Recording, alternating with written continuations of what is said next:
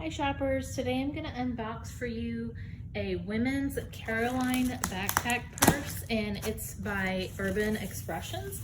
I purchased mine from Macy's, and I'll go ahead and put the link in the description for you, but let's go ahead and open it up and take a look and see what it looks like upon arrival. So, all right, here we go. So as I mentioned, this is by Urban Expressions, and it's the Caroline backpack, and the color I ordered it in was tan. I will say it's packaged up really nicely, so lots of protective covering on it.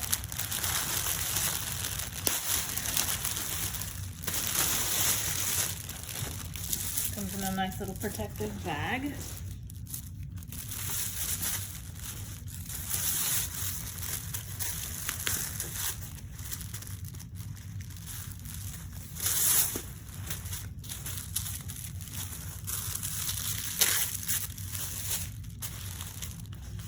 You can smell the leather. I really like this leather color. It matches a lot of things. And let me just open this for you so you can see the buckle is a nice gold color. Has a little clasp. So let's go ahead and take a look here. All right, so a little loop. And here are your straps. They're made out of fabric, and as you can see, of course, they are adjustable. There is a little side pocket here, so it's not a faux pocket, it is in there. It's a little small one. And then of course you've got this one in the front with a little button closure. This is just really decoration more than anything. Small little pocket there. You can see the fabric on the interior. And let's see what it looks like inside.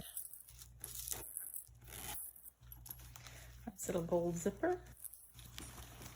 It does come with the handle, so if you want to convert this to just over the shoulder purse or a crossbody, you would have that option available to you as well.